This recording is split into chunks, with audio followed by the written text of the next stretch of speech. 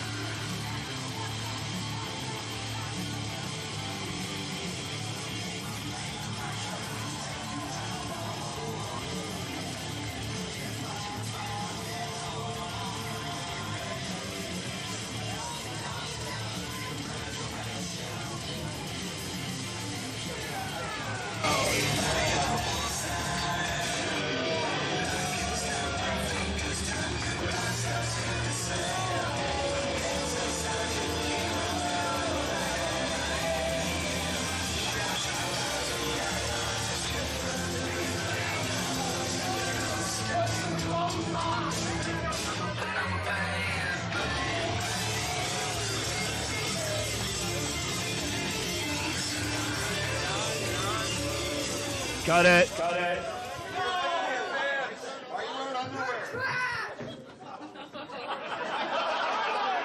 These are my normal everyday clothes. I wear them everywhere. What I need right now, especially these guys over here, I need everyone to shut their dumb, stupid mouths. Not sure what word of that sentence you didn't understand. Shut your dumb, stupid mouths! I don't know what part you didn't hear, but I am accompanied by a legit mercenary. By definition, this human kills other humans. So the next person that opens their mouths gets murdered by this human.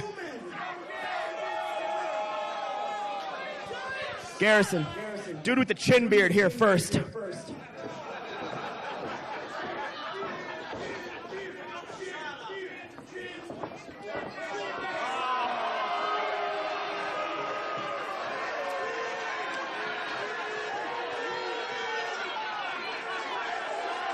No Just need crumple for it up. this. Just crumple it up.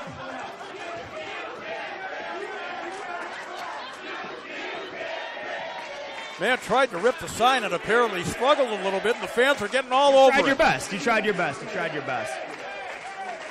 It's kind of embarrassing, I would think. I said he was a mercenary, not a professional paper terror. Oh, but terror.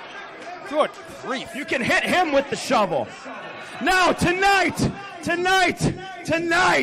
me, Garrisaon Creed, we are facing 3 under par. Now, lately, the whole sporting world has been all about golf comebacks, like the Tiger Woods thing and everything. But tonight, he's still alive. He just won a golf tournament, actually, a golf tournament. Blonde? Which blonde? Which blonde? What? Why do you always make things weird? 3 under par is about to have the shortest comeback in the history of comebacks. Because tonight the mercenary will remove their heads from their bodies. We will load their bodies into the trunk of my vehicle. We will drive them to the nearest golf course, and we will put them in shallow sandpit graves. And their opponents from the clubhouse at Augusta at a combined weight of 502 pounds. They are the former Steel Domain Tag Team Champions, Brick McCarthy and Chadwick Wentworth III. They are 3 under par.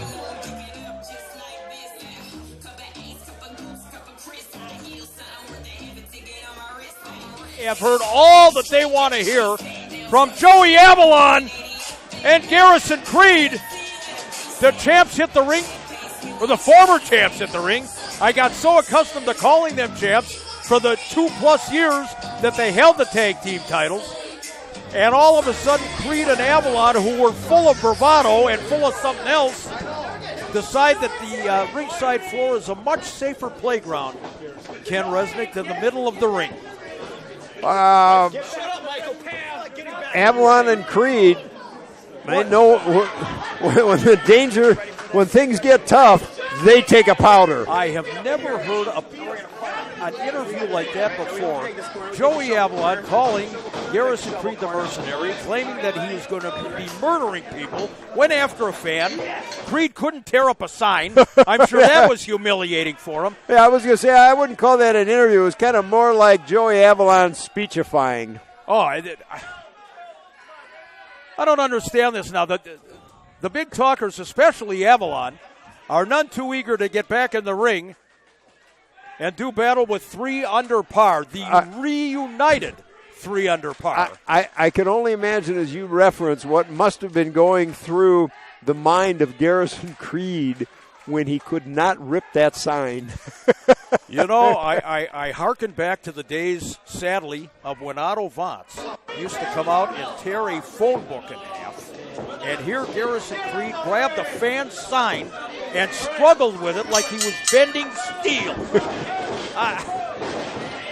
Well, those signs, they make them pretty tough. Oh, wait a minute. Outside of the ring, here we go. The action has spilled over to the ringside floor here. Oh, no. Oh, head first into the stairs. Rick McCarthy sends Joey Avalon on the other side of the ring. Chadwick Wentworth III doing a number on the mercenary. Garrison Creed, and now Creed with a boot caught him low. He went south of the Mason-Dixon line, but boy, I tell you what, we talked about last time. There is absolutely no sign of any rust whatsoever between Mr. Wentworth III and Mr. McCarthy. No question about it. And they had their issues. There was no doubt. They had a little, some miscues. Oh, he tried going after. Oh, what a shot! All over the ringside floor, ladies and gentlemen. And Chadwick Wentworth III is nothing short of a medical miracle. He had suffered a debilitating back injury that required very serious surgery. Doctors told him he would never wrestle again. Here he is tonight doing battle with Avalon and Creed. You want to talk about someone being focused on getting back to the ring, and boy, it says everything and all you need to know about his tenacity. Rick McCarthy, I've referred to many times as the modern-day Dick Murdoch, both in appearance and style. You know, ever since they did a little boasting. Wait a minute. Hang on a second. Oh, no. I think Mr. Creed got a little payback for his low blow. He certainly did. Head first into the... Yes. Yep. Exactly. I believe that Mr. Creed will be joining the Vienna Boys Choir shortly after the card this evening. You know, between matches, I had a very interesting and astute comment from our legendary timekeeper, Roger Buck. Not possible. When you were talking about the partnership of the Golden Idol and Ed Hillier, reminding you of Wally Carbo and Vern Gagne, Roger Buck leaned over and said to me, more like Abbott and Costello. Very good. Did Roger tell you that? Seriously? Yes, very astute. My God, was that before or after he fell asleep again? Hillier or Idol? Roger Buck is the single greatest bell ringer in the history of professional wrestling. I'm telling you. He puts David Penzer to shame. No pencil needed for that remark. On the outside of the ring now, Joey Avalon doing a number on Rick McCarthy, and Chadwick on the opposite side of the ring really doing his partner more harm than good, distracting the referee. Now, a tag, and the bigger of the two. Certainly the bigger mouth of the two. Joey Avalon in the ring. Avalon with that ever-present shovel, and I don't know why the commission, the powers that be here in Steel Domain, haven't banned that thing from ringside. It's like he's coming to the ring, basically announcing to everybody what his intentions are. There's no question, as you said, at the combined weight of 465 pounds, I've got to think Avalon is about 260 himself. He's a big boy, no question about it. Garrison Creed still on the outside of the ring, recovering from that shot with that the cranium of Joey Avalon, going a little bit below the belt. McCarthy trying to get there, was able to get a little more behind those punches than I thought. At least he was able to break Avalon's hold. I don't know what they announced Brick's weight at. I know you had a combined weight for him, but I'm telling you, he's got to be 20, 30 pounds heavier just since the last time I saw him. He is really bulking up. And right now he needs every bit of it. You know, here's now, I'm glad to see this from Mr. Wentworth. You know, at some point, it's great to try and obey the rules, but when the other team is not, you have to throw the rule book out the window as well to have any chance. Referee Solt is doing his job, I guess, you know, arguably that's what he's paid to do, and that's Chadwick out of the ring. But it allowed Avalon and Creed to do a little double team of their own on Brick McCarthy on the opposite side of the ring. Look at Avalon now. Oh, come on. A little surprised he just kind of came down to the ring. I thought he was going to showboating. That's all it is. You know, mind games and showboating. Watch this now. He's got Brick McCarthy in a very compromising position, and that's the second time in about the last 5 minutes that Avalon's head has gone south of the border in another man's crotch. I'm just saying. Is it coincidence? I don't know. Roger, I'm asking. Am I right or wrong on that? Did I not?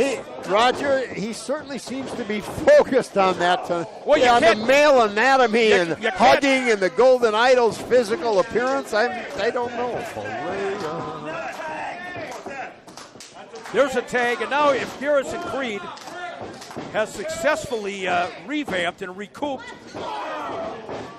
everything that this tag team of Creed and Avalon does is methodical.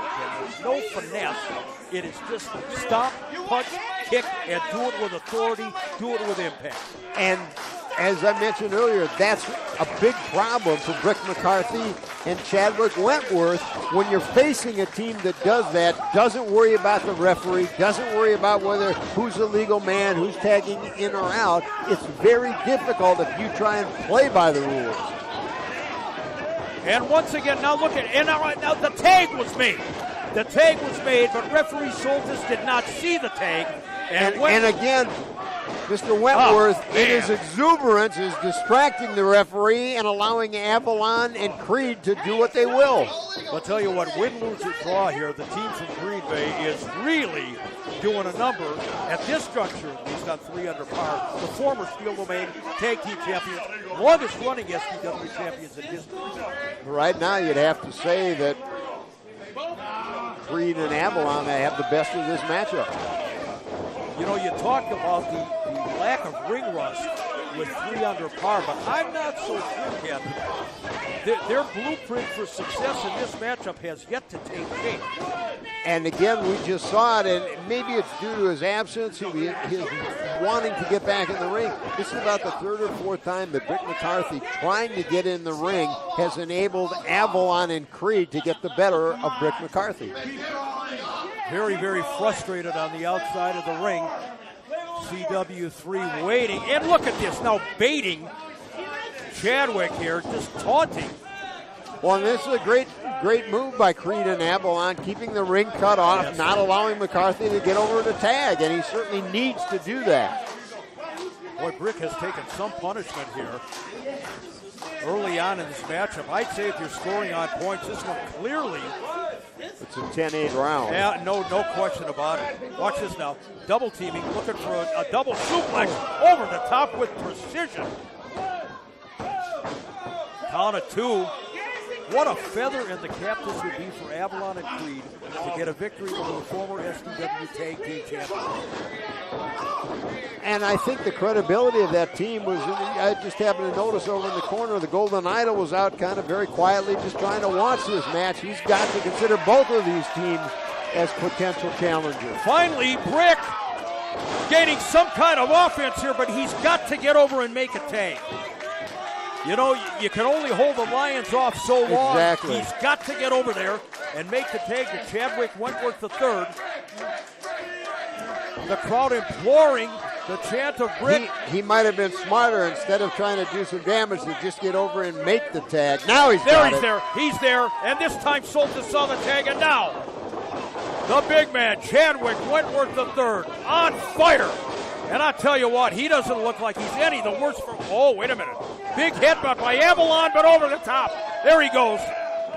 One half of the Green Bay connection. Oh, there you see Creed going to that back that you know is not 100% and never will be. No doubt about it, boy. I tell you what, that's a game plan. Like it or not. Watch this now. Look at Chadwick. Wait a minute. McCarthy from the top. Double team action. Count of 1, 2. It's over. Wow. Brick McCarthy and Chadwick Wentworth III took some thumping there from Garrison Creed and Joey Avalon for the majority of that matchup. But in the end, see ya. There goes Creed once again. Back to Green Bay, fellas. Back to Brown County.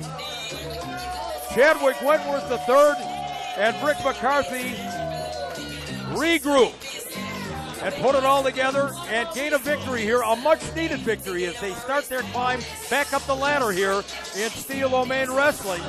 Avalon falls into the fans about ringside. He fell into the front row here. Did he fall on Sean Christopher Knapp? I believe he did. That may have been an intentional shot there by Joey Avalon. The man doesn't know where he is. Oh, there we go. Little condolence call. Avalon and Creed making each other feel a little bit better here after the loss. Live to fight another day, fellas. Let's go to Ken Resnick. Let me start with you, if I could. It's a question you probably get tired of answering, but one we certainly need to continue to ask. After this match, how is the back? Let me ask you a question. How many times has 3 under par ever lost a match? You tell me. Very, very few. The answer is 0. We have never, ever lost a match. Never lost a match. To answer that question. No one has ever pinned our shoulders to the mat, but yet we don't have belts. You see, we had an unfortunate incident happen. You know what? And we had a little brotherly fight. But you know what? Blood is thicker than water. Blood is thicker than water. 3 under par is forever. And I don't care what anybody says. There's not a tag team on the face of this stinking planet that can beat 3 under par. And I'm going to tell you one thing. 3 under par was, is, and always will be 3 times better than you. Now play that music.